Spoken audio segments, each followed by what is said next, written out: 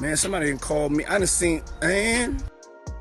So I'm staying off my social devices. It's too much cooning and buffooning. Too much cooning and buffooning. And believe me, when I get my thoughts together, I'm gonna figure out a way to articulate myself. Cause this conversation ain't even for the whole world to hear. It's just for us. Believe me, they saying you cooning and buffooning. Oh, believe me. And they loving every minute of it. I'm telling y'all today, I ain't got the time.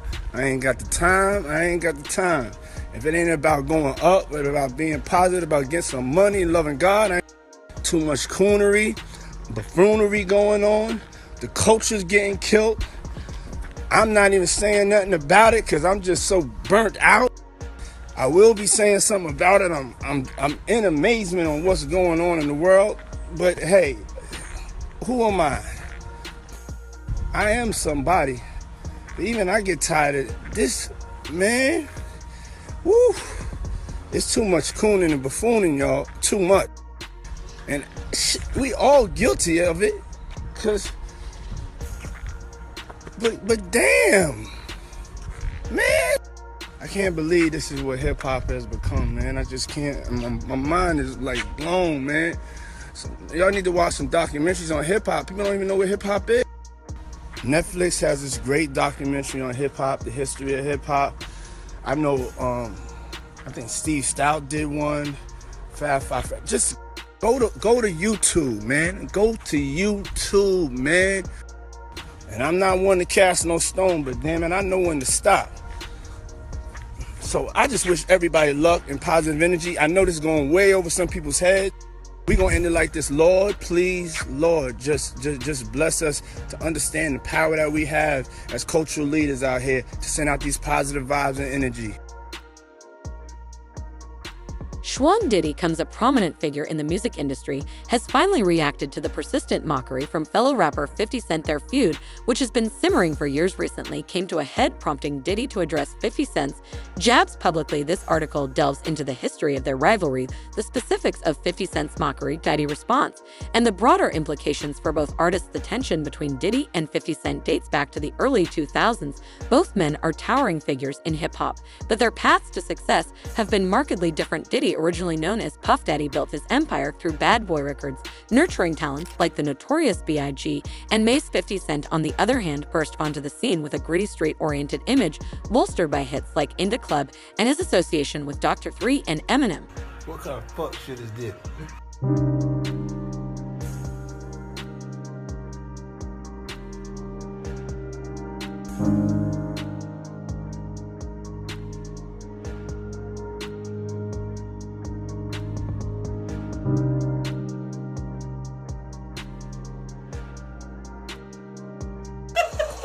You see me? I've been doing this shit a long time. So I get what I want, when I want it, how I want it. Cause I be feeling like this too sometimes when I ride for too long. Be on tour and shit. We got motherfucking Ciroc. Damn, we got all this liquor, and y'all want Diddy to come to my room. He ain't even brought no Ciroc. I don't want that old ass nigga around me. He an old ass bitch.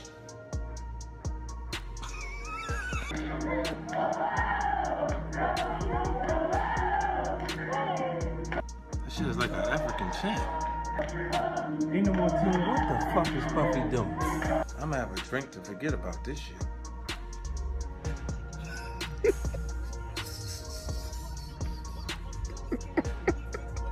And my man's here, he came by. Shout out to F and Vodka. That shit kind of watered down, but I love it. Yo, check this shit out. So, yesterday, French Montana at an in-store up in the Bronx. 10 people showed up. He said, fuck this, let me have a drink. Puffy trying to make me go against 50, he set me up.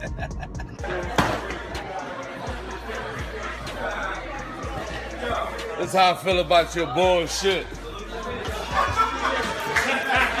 What the fuck is this? Yo, I just seen a clip of French Montana throwing bottles of effing in the garbage. You know, Puffy called him like, you said you fucking like this shit. You fucking bitch, you want your record out, don't you? You fucking dummy. You fucking playing. They fucking putting us out of business, you fucking asshole. You better do something. Over the years, their rivalry has been marked by sporadic jobs and public spats.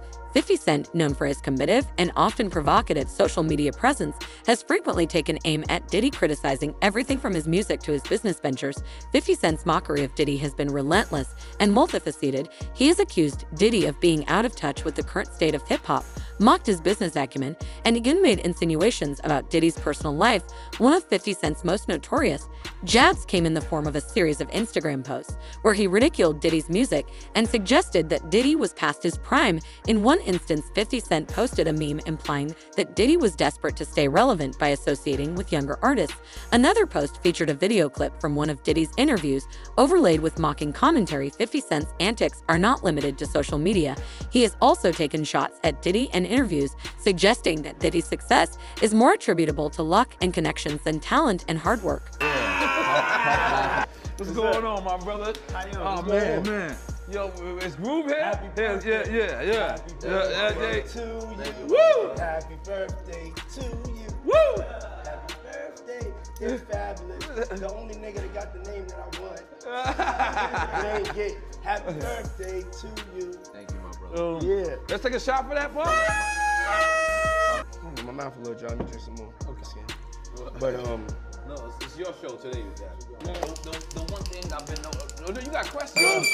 Groove, come here, bro. Yeah, Fab. Fab told me the floor, you fit.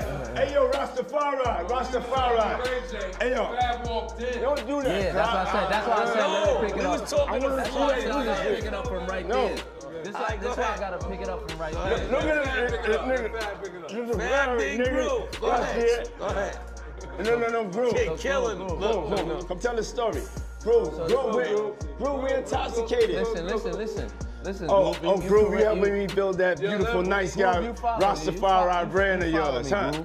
I come see you, in, man. I'm walking in at that hallway right there. Bag at Mr. Lee. Yeah, I love this drink. Where you put my Chance with you. I bag like at? when you like this, Daddy. Yeah, where you put my bag Daddy, at, I like Mr. when Lee? you It's scrambling right and here. scraping for shit. No, I got I notes like and that. shit. You know, I've been practicing. I got Yeah, notes there you and go. shit. You got your notes? Okay, yeah, I'm not gonna go with that one. Make a That wish. one.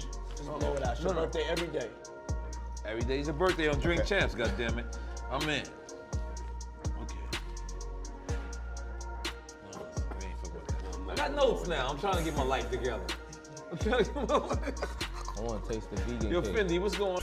You know what I'm saying? Like, Diddy remained silent in the face of 50 Cent's mockery. This silence led to speculation about whether Diddy was ignoring the jabs out of disdain or if he was simply choosing to take the high road. Many industry insiders believe that Diddy's silence was a strategic move designed to avoid giving 50 Cent the satisfaction of a response and to maintain his image as an elder statesman of hip-hop. However, Diddy has finally broken his silence. In a recent interview, Diddy addressed 50 Cent's mockery head-on. He acknowledged the ongoing feud and made it clear that he has been aware of 50 Cent's comments for years. Diddy framed his response in a broader context, emphasizing the importance of unity and support within the hip-hop community.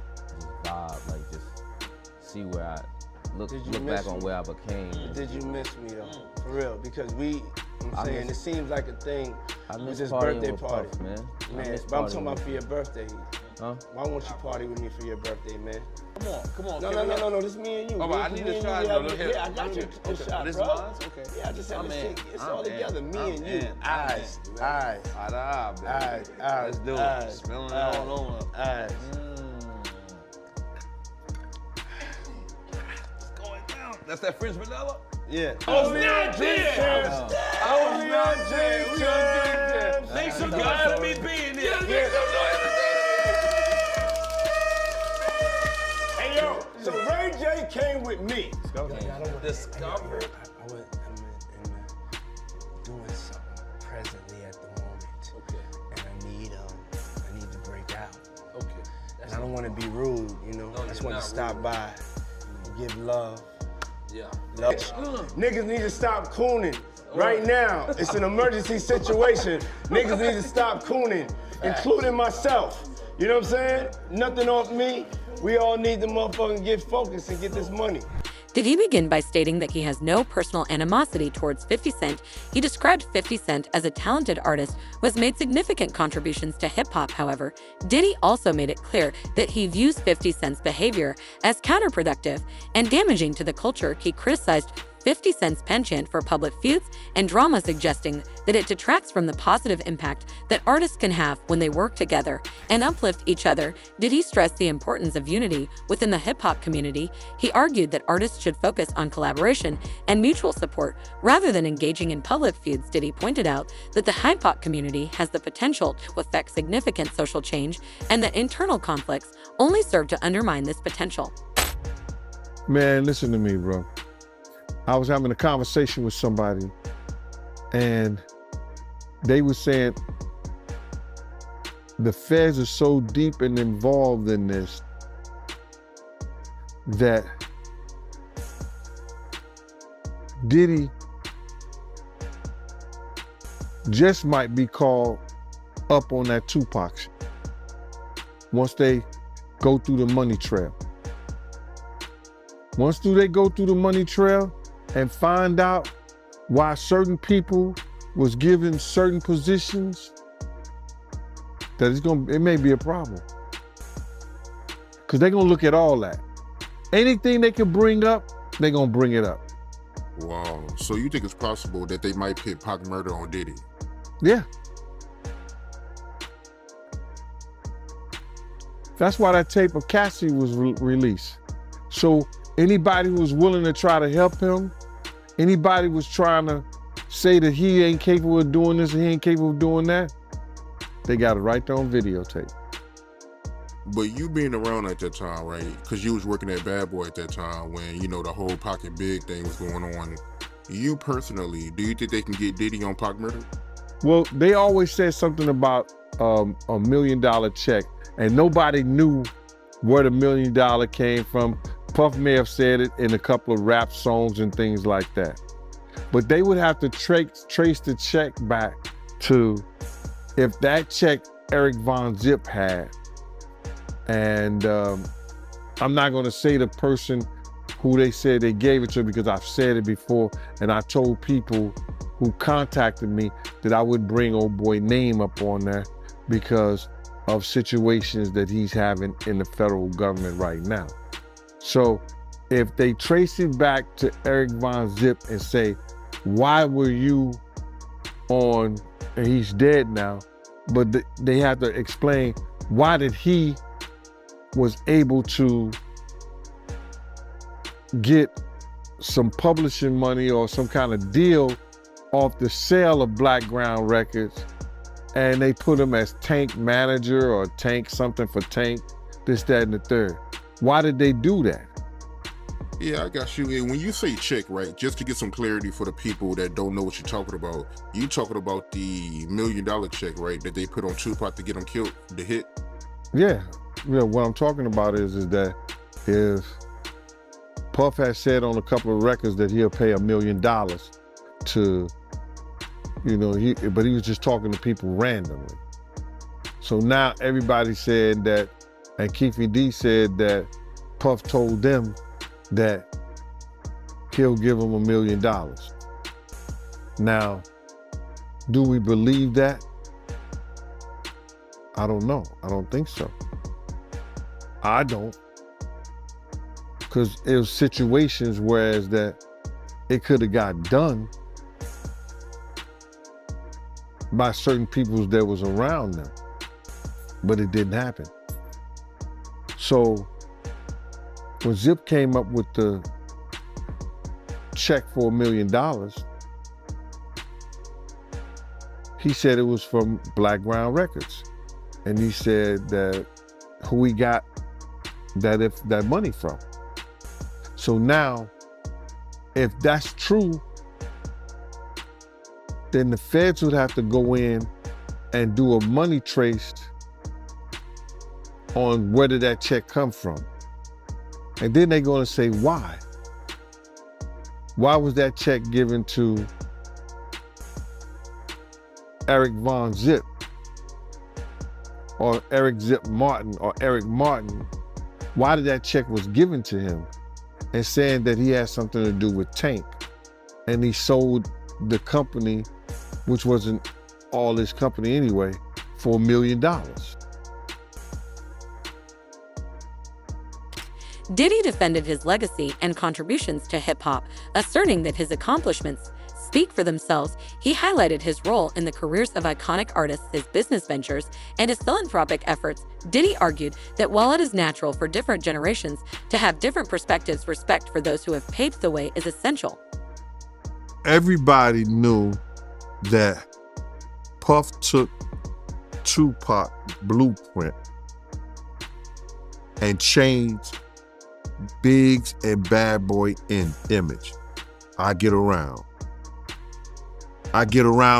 talked about how fly you was, how many girls you mess with, how many cars you drive, how much money you got, what you willing to do.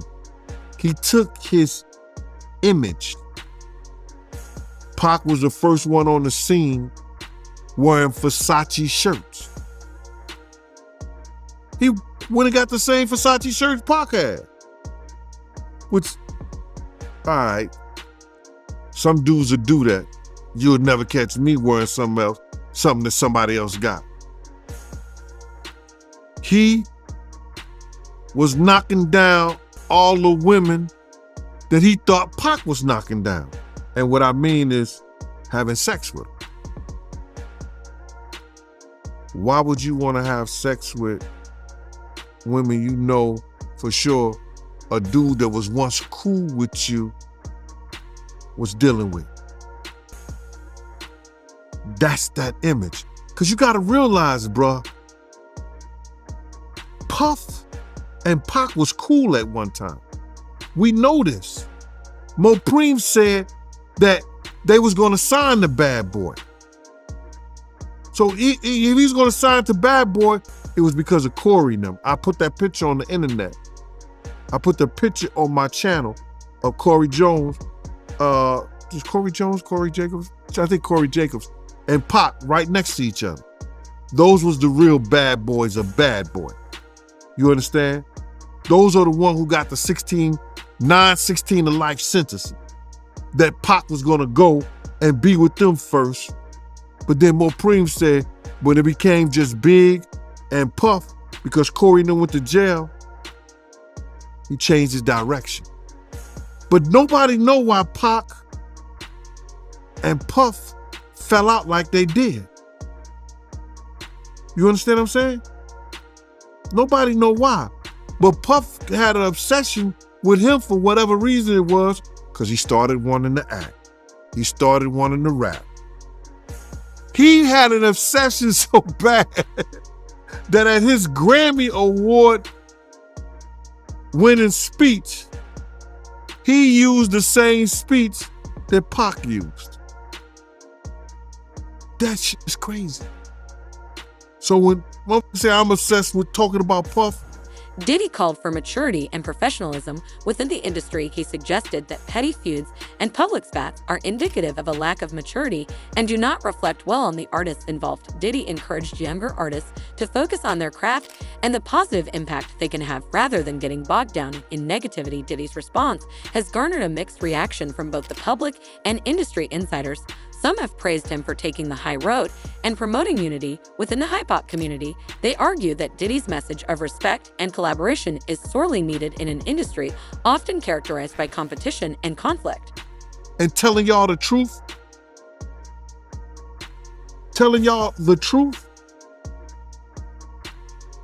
who's obsessed with who? Pac had Sarah before Puff. Allegedly, he had Sally before Puff. And Kim had an obsession or liked Pac so much, she on the red carpet with Tupac's shirt on.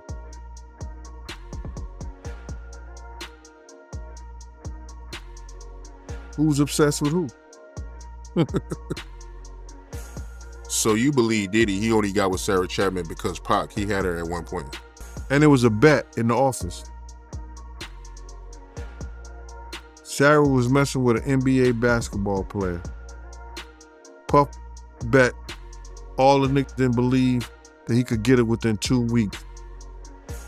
$100. So she actually was a $100 bet that he got. And who was the NBA player? I think it was Gary Payton, allegedly.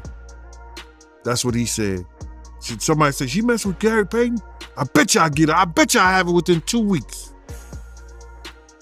Me and him and Sarah went to this party in Chicago that he was hosting with the Streets Entertainment. And we went to this store called Cranberry and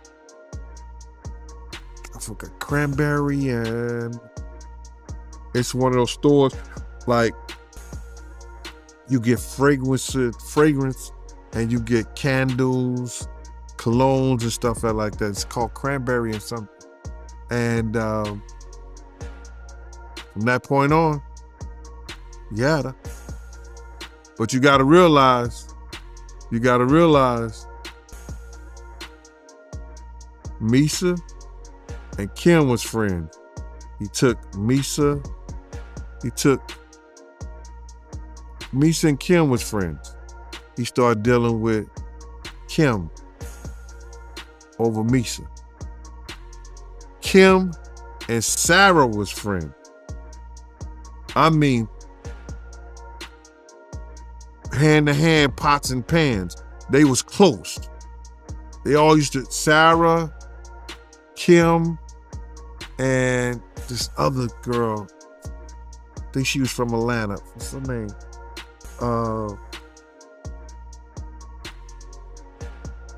It missed me right now. But they all used to hang together.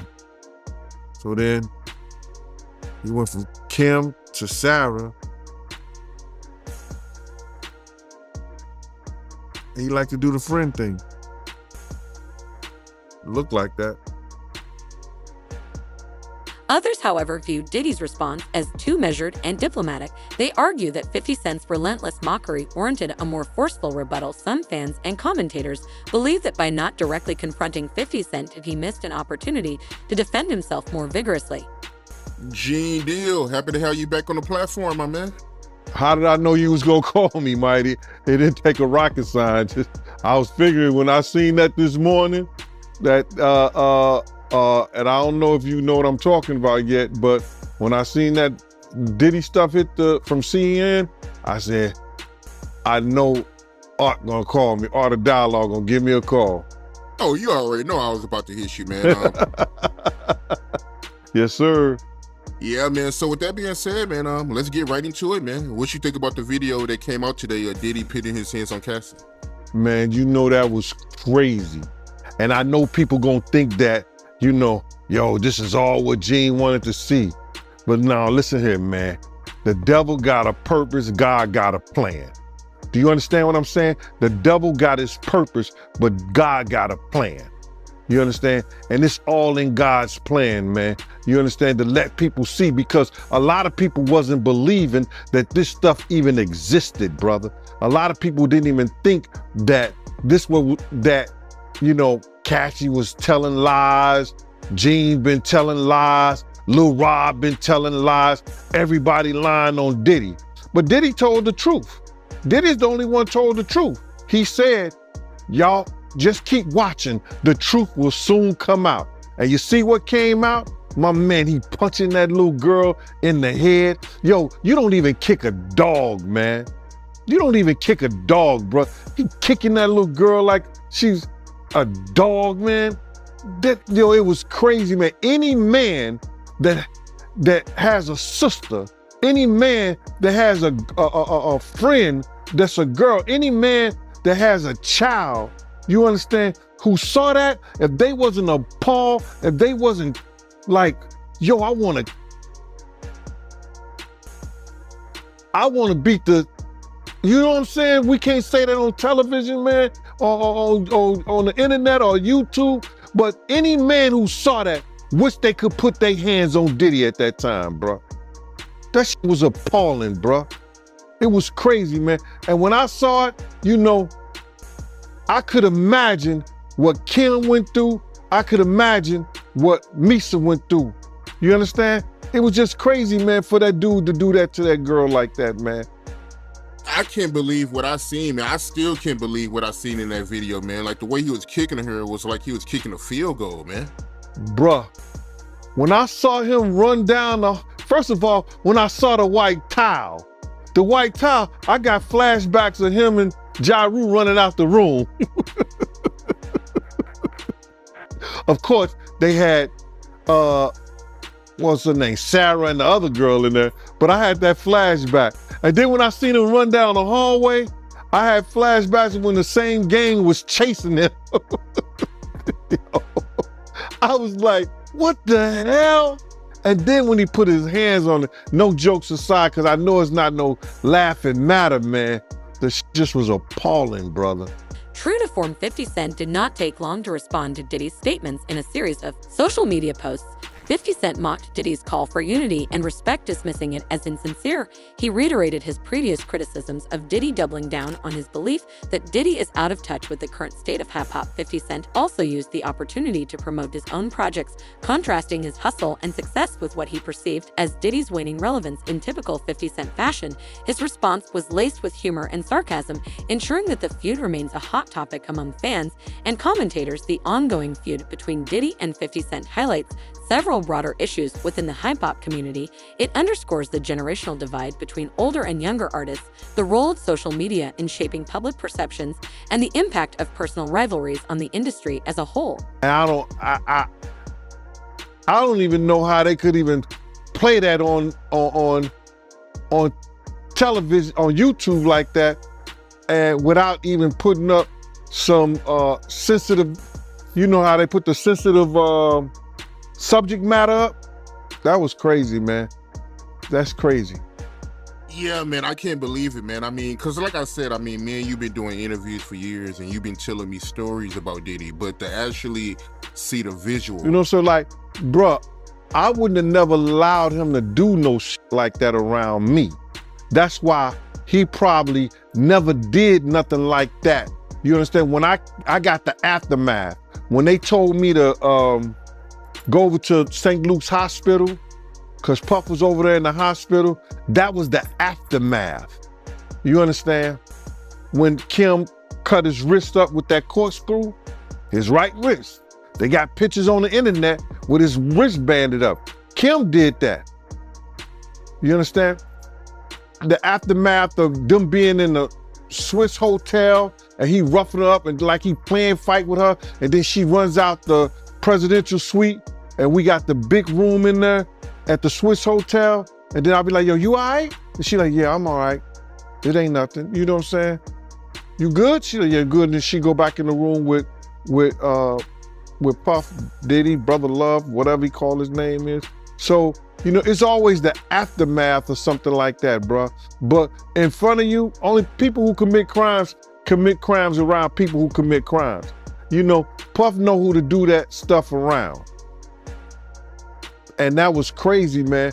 When I looked at that thing, to be honest, I thought that the people who was watching it, because you know at those hotels, they have security personnel that watch that stuff. And if they didn't call the police, they should be in jail. I don't care what nobody say. You know, whoever watched that tape and didn't submit that to the authorities, they should be brought up on charges. Why do you think the video is barely coming out right now? Because you got a lot of people, you know, that's wondering why it took so long. First of all, they know that Puff probably paid the security personnel, like, because he knew it was on camera. When he made it to the hallway, when she made it to that phone, once that phone picked up, that's going straight to security. That's for emergency purposes only. So either the concierge or somebody that's handling emergency type situations when she picked up that phone. So now, Puff probably had somebody pay them off. 9 times out of 10, he had somebody pay them off, bruh. And then now Homeland Security is involved. I told you, everybody talking about, yo, they ain't got nothing on him. His dumb ass son come out, make this whole tape, you understand, about what they ain't got or what they, man, listen to me. Homeland Security looked at Cassie information. They interviewed her. Yo, when was the time he hit you? He hit you before? Yeah, we was at the hotel. He blacked my eye. They went through a whole lawsuit. Oh, he blacked my eye. We at the hotel. It was on this day, about this time. They said, okay, we gonna contact and see if the footage. The tension between Diddy and 50 Cent is partly reflective of a broader generational divide. Within hip-hop, older artists like Diddy, who came up in the often have different perspectives and priorities compared to newer artists. This divide can lead to misunderstandings and conflicts. As seen in the ongoing feud, social media has become a powerful tool for artists to engage with their fans and promote their work. However, it has also become a platform for public feuds and drama. The Diddy-50 Cent feud illustrates how social media can amplify conflicts and make them more visible to a global audience. Now, they got to keep that stuff in the archive. They have to have that security footage in the archive somewhere. So then what the Homeland Security say, yo, listen to me, on this day, this way, because just for accidents, like just say like you fell down the steps at the hotel. They got cameras in the hallway. They got cameras in the stairway. So they can see that. So now, you didn't fall down the steps, but you say you did at a certain time. They go through that whole footage. So they have to keep that in some kind of archive. Now, she told them what day and by what time it happened. They contact the security personnel and the people who have that stuff in archive and say, yo, listen to me. We're gonna subpoena that. We want that information. And they sent it to them. Because they don't want to lose their insurance. They don't want to lose their insurance. The things that they insure the hotel, you know, so they don't want to lose that stuff. So listen, what they do, they hand it over to them. There's going to be a lot of stuff handed over. Why do you think they got all the tax returns and everything on all 18 other companies that he was doing business with? I told y'all, the Southern District of New York, they not into losing nothing. A 98.2 percentage in conviction rates. They not losing nothing. Go ahead, man. I'm sorry about that. What was your reaction when you first seen that video, man? I was sick as a stomach, man. I was sick in the stomach, man, because you know, when you have daughters, you just hope somebody don't send you to jail like that.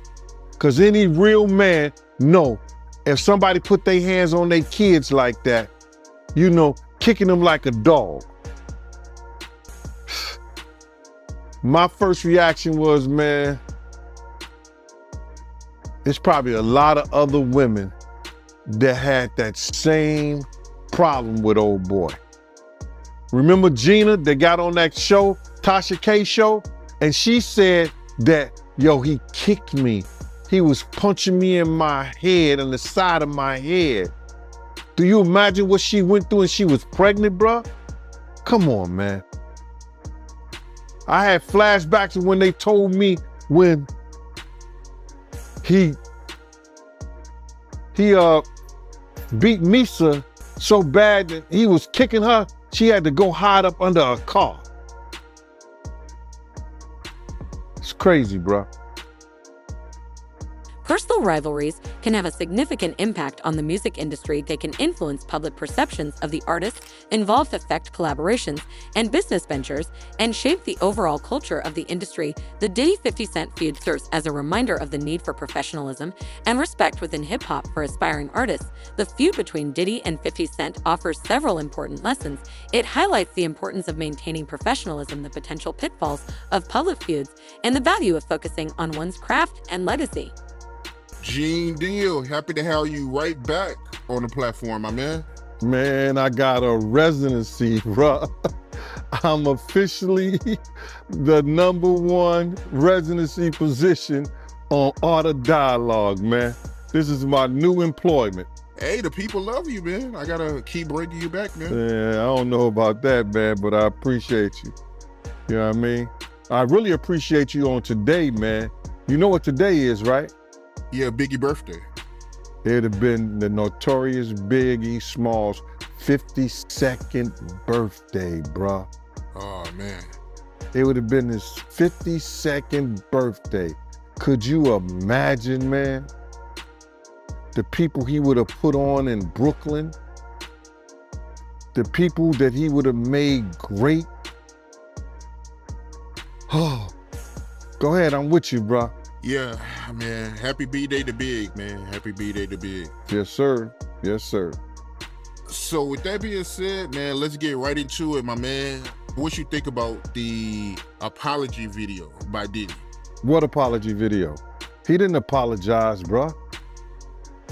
He did not apologize. You know, if he was gonna apologize, he should apologize to Miss Wallace. That should have been the first person that he should apologize. No. He should apologize to Misa. He should apologize to Kim. He should apologize to Miss Wallace. He should apologize to Wolf's mother, Miss Jones. That was not an apology, bruh. That was somebody saying, I'm upset, or I'm mad, or it's bad, or it's effed up that I got caught. That's what that was about, bruh. That was, that was, if that was an apology, that was the most, what they call it, ingenuous. I guess that's the word. I'm messing it up or whatever. That was phony and baloney on a pickle sandwich. I could say that a whole lot better because it was not an apology, man. You know what I'm saying? For what he did and how he did it, I didn't see an apology. You know, he may have used the word, I apologize. For what? He never admitted that he say the video. So if you didn't see the video, you don't know what he's apologizing to.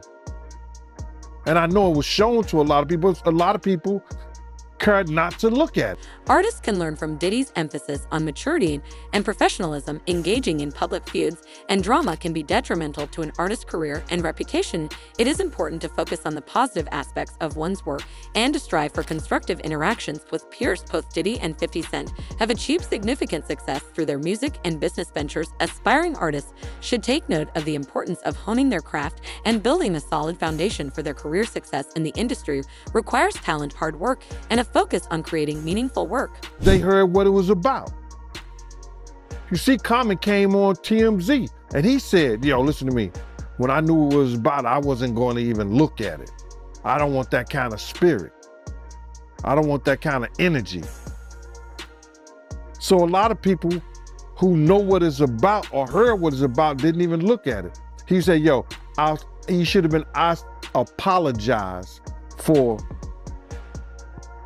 striking Cassie in her head.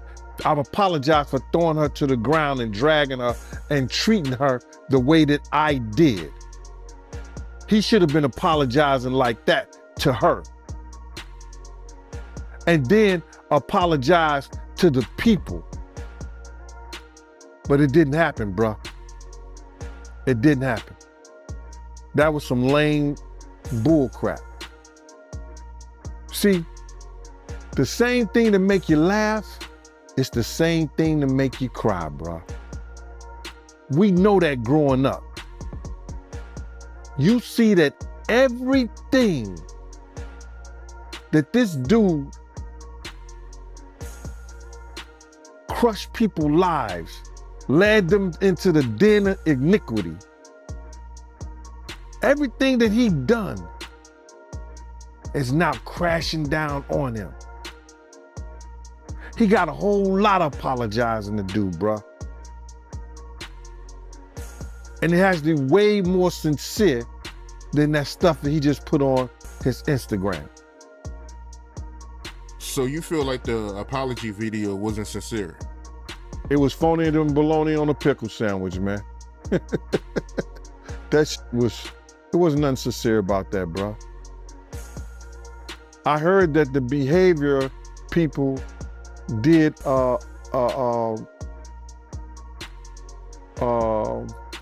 they looked at it and they did an analysis of it. And I believe they came out with the same thing, and they professionals. But anybody could have seen that was baloney. You got a lot of people that feel like, it wasn't a good idea for, Diddy to make that video. He only made it because he got caught. You got to realize a month before that, he put out this statement. It wasn't even a month. He put out the statement. Everybody going to see. The truth is going to come out. These ain't nothing but lies on me. Come on, man. I don't want to seem like, I'm bashing the dude, man, but you got to do better than that, bro. You got to do better than that, man. And that's for real.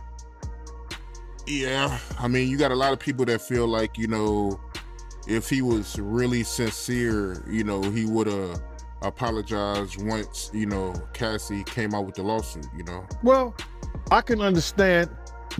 You got to realize he's getting his money now on marketing.